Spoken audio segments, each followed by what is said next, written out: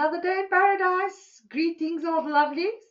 Thank you for joining me for a few moments to look at the awareness amplifiers that's available for us so that we can see nicely, that we can listen well, and that we can receive what is meant for us with such abundance and glorious prosperity if we just available and willing. So here we go.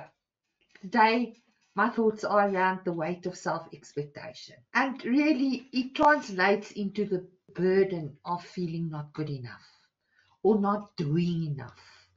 And it can be overwhelming and debilitating. So let's look at where these feelings stem from. Firstly, look how often you have unrealistic expectations of yourself. You set unattainable standards for yourself, and that leads to disappointment and self-criticism. And let me tell you, when that wee voice of self-criticism is activated, it is incessant and it just doesn't let up. So calm down. Count. 5, 4, 3, 2, 1. Let me begin again. The next is comparison and self-judgment.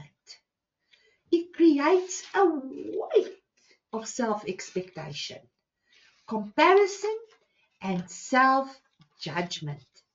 Because you measure yourself against others, and you forget that everyone's journey is unique and special and different.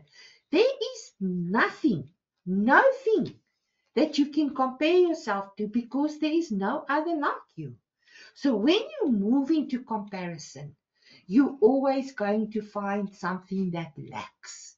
Or perhaps if you're lucky, you're going to be able to see that you have so much more than the next person. But mostly our comparison always results in us feeling that we are not worthy, we are not enough, we are not doing enough, we are not good enough. And then, of course, it also gives you a fear of failure.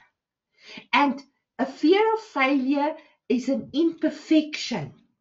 It's a flaw that you're afraid to make mistakes. You're afraid that they'll define you and that they'll expose you and that people will see that you are just a fraud and that you don't really know and da-na-na-na-na-na-na. And so the weight of self-expectation just grows and grows and grows. So what can you do today to change the weight of self-expectation?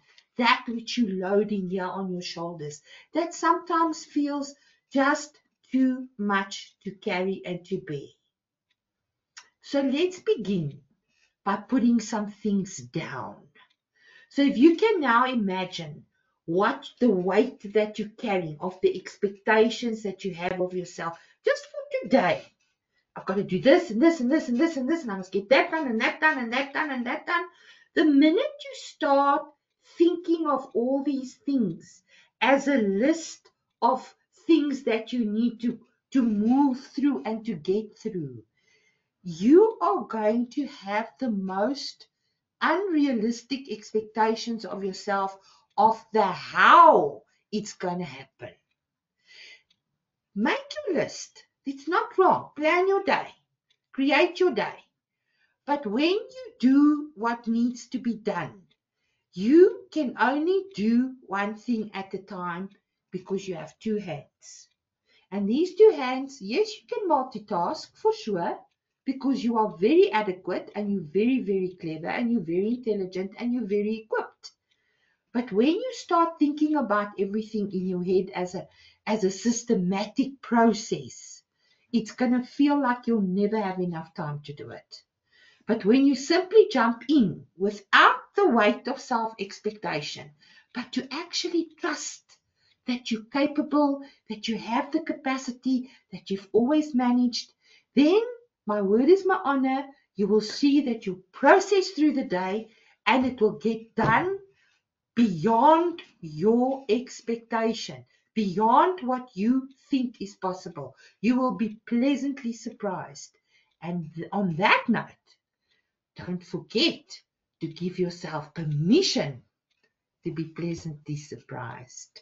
Your permission is so important.